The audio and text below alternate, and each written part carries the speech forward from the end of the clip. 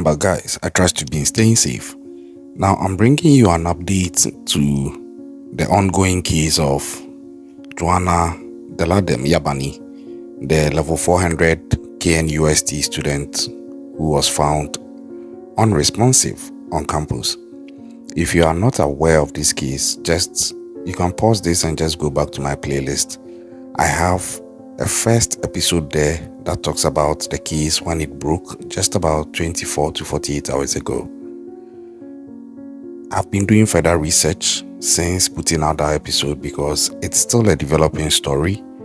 A suspect was arrested who is alleged to be the boyfriend of Joana, the deceased. And today, the gentleman had his day in court. He was taken to a court in the Ashanti region of Ghana. That is my country. In case you are not aware, I'm based in Ghana in West Africa, and this case is coming from my own country, from an institution where I've actually been to just over 2 months ago. I know this institution. They are not callous. They are top-notch. They are world-class. They don't take anything for granted. They are one of the best universities in Africa and the world for that matter. That's the Kwame Nkrumah University of Science and Technology, shortened as the KNUST. Now, further research have revealed that it's also been alleged that Joana, the deceased, and her boyfriend, Daniel, they had been dating since their first year at the university. In case you are not aware, Joana, as at the time of dying, was in her 4th year, about to finish her degree program. And her boyfriend, who has been arrested as the main suspect, is also in his final year. So the rumor has it that it's alleged they were dating since the first year in school, and that their relationship was a bit tumultuous, with allegations of Daniel sometimes being physical towards Joana. It's also been alleged that their friends were aware of this, but then Joana would constantly and consistently deny it. Now, I'm trying to be objective here. RIP to Joana, and I pray justice finds its course. But then, these are allegations until founded with evidence. This is where emotions meet the law. And sometimes it can be a bit heavy because at the end of the day, the law and the court will only deal with what can be proven. I'll get into the full details of it after I put out the alleged updates that I have gathered. But with what some of these friends are alleged as saying, sometimes it's actually true, sometimes it may not be true, and sometimes it could actually be true, but they don't have any evidence to prove same. Now, I digress. 2 weeks prior, it's alleged that Joana's father had actually visited the school and had seen Joana with this boyfriend of hers together, and allegedly warned the boyfriend, Daniel, to stay away from his daughter. That alone tells you a lot, because what is the essence of that relationship if the dad of the girl is warning you to stay away? And what was the reason why her father is warning him to stay away? The reports are not saying, but it's obvious he probably didn't either like the guy, or he didn't even like the fact that his daughter was in a relationship to begin with. Because some people are also online talking about the fact that Joana should have just stayed focused on the reason why she came to the school, that is to learn, and maybe if she had done that, she would be alive by now. Personally, I do not subscribe to that. She was old enough, she was 21 years old, and I believe the law recognizes her as an adult. So if she's in a dating relationship, I cannot use that as a basis to blame her for her being unalived, allegedly by this boyfriend of hers. Unless, of course, someone wants to trace back the years ago since they started dating, because it's been alleged they were dating from the first year, which would then be 4 years ago, meaning that they were minors, they were 17 years old. But hey, there's no proof to back that, so I'll just leave it at that. At this point, if you are new to the channel and you haven't yet subscribed, kindly do me this favor. Just hit the subscribe button for me and help push the content. In as much as it helps the channel, it also helps other people to have access to the content. And I tell you, these are things that are happening in every day of our lives. No matter where you find yourself across the world, these things are real. These things about human emotion, crimes of passion, people going through things, emotional intelligence. These are things everybody faces in one way or the other at a point in their lives, or maybe a loved one would face at a point in their lives. Just share the content. Let's learn from some of these things. Although unfortunate, there are still lessons in there for those of us left alive on the face of this earth. Now back on track. So it's also being alleged that after this encounter with Joanna's father, Daniel allegedly stole Joanna's phone for ulterior motives, and then this prompted Joanna to report the theft and the incident to the KNUST police station. If this is true, then there should be a record of that, and I'm sure that would also help to an extent. But that may possibly just limit it to a history of what they had between them, but may not necessarily confirm that the guy did what he is being suspected of doing. Now, from this also, it was again alleged, according to an undisclosed source, that the following day, Joanna and Daniel then went to their department to study, but then there was still tension between them, and that as they left the department, they were in the company of two friends who were escorting them to the Disability and Rehab Center of the university. Now, this is the location that is allegedly reported as where the lifeless body of Joanna was found. Now, it goes on to say that after the friends left, the friends who were in their company, they eventually left them, and it's being alleged that it was at this point that Daniel would attack Joanna by pushing her from behind and then hitting her on the ground, and he would proceed to stamp on her and use his knee to choke her until she became unresponsive. If I'm picturing this, it seems a bit similar to what Derek Chauvin was alleged to have done to George Floyd. And it's also been alleged that when he found that Joanna was unresponsive, he then dragged her into a nearby bush, took her phone and laptop, probably with the thinking of making it appear like a possible robbery, and then he fled the scene. All these things are allegations.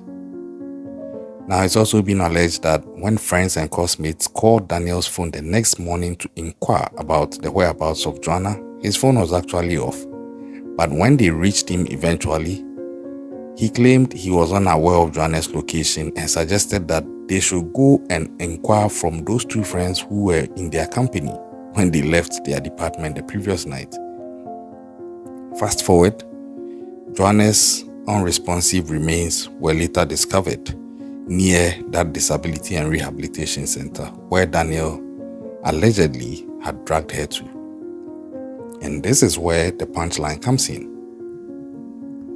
It is also been alleged that there is actually a CCTV footage which allegedly captured the events surrounding the murder of Joanna, and that was what allegedly led to the arrest of Daniel. I told you I've been to that campus, and yes, they have a lot of CCTV cameras around. So I wouldn't be surprised if truly there was a camera that captured this. But again, with my little knowledge about CCTV cameras, I would go on to say cautiously that I hope they've actually been able to retrieve the footage from the hard drive that houses the footages from these cameras. And this is where I'm hoping the institution would have a very good maintenance culture for their cameras, because sometimes you see the camera is there. You see it seems to be working. The lights are on, everything. You can watch the feed on a screen and you see, oh yeah, the camera is working. But sometimes it might be out of storage, or the storage aspect of its functionality may not be effective or may not be working. And if that turns out to be the case, although I hope it isn't, but if it turns out to be the case, then it means they wouldn't have the footage. And that would be a huge indictment on the institution. And I just hope it doesn't happen, because it may also ultimately possibly affect the dispensation of justice, because if they have it, it will be a key evidence that might make or break the case. And if they don't have it, it could also be very, very unfortunate as far as finding concrete evidence is concerned. Because imagine the camera is there, but it turns out it's not working. And it comes down to, only if this camera was working, we would have gotten this and we would have found who did this and justice would have prevailed. I hope we don't get to that point. So it's also been alleged again that Daniel allegedly confessed to the murder of Joanna, asserting that her death was an unintentional consequence of a domestic dispute, and that subsequent to his confession, Daniel was arraigned before the circuit court, and then Joanna's phone, which he stole allegedly, and laptop, which he allegedly stole, were also found hidden behind a hostel called Flint Hostel, which was also identified through CCTV footage from the hostel CCTV system. So it looks like CCTV is helping so much if these allegations are true. But I need to put this out clearly, that although this guy has been arrested as the key suspect and people are already bashing him, we should bear in mind that in the eyes of the law, he is innocent until proven guilty. And that brings us to the bit of the conversation I was talking about with regards to where emotions will meet the law. You may have this strong belief that this guy did it. Some people are already so emotional given the fact that it's a lady who has died allegedly at the hands of a guy. And you know how domestic violence has been prevalent, especially in our part in Africa, where it's not even just in our part in Africa. It looks like it's a global thing. Because I cover a lot of cases. I see this happening across other continents. And it looks like it's a multi-gender thing. But then largely the victims are females. So it makes it a bit difficult for some people to be a bit objective as new cases like this come up, to be objective enough to toe the middle line until a competent court of jurisdiction provides a verdict which is conclusive that the guy took the life of the lady. Instead, they just go ahead and they literally conclude in their emotions that he did it, and they are just waiting for justice to confirm. And when the evidence fails and the guy is unable to be found guilty, sometimes they turn and they want to attack the justice system. But I don't think that is the right thing to do. At the end of the day, evidence is the name of the game. I just needed to chip this in. Now, Daniel had his day in court, but it's been reported allegedly that the case was adjourned and he is to reappear in 3 weeks' time, sometime around the 17th of March.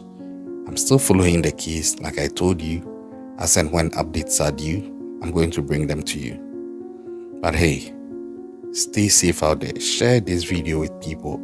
Let us learn. And I keep talking about this now in my recent videos. I think that we all need to learn emotional intelligence.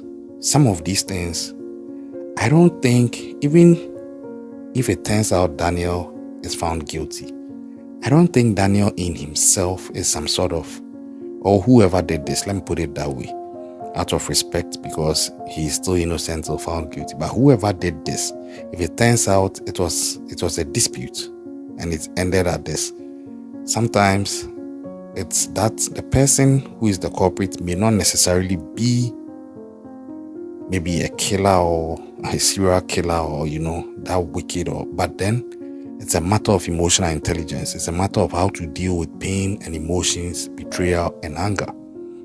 And it's very important because most homes don't teach these things to kids when they are growing up.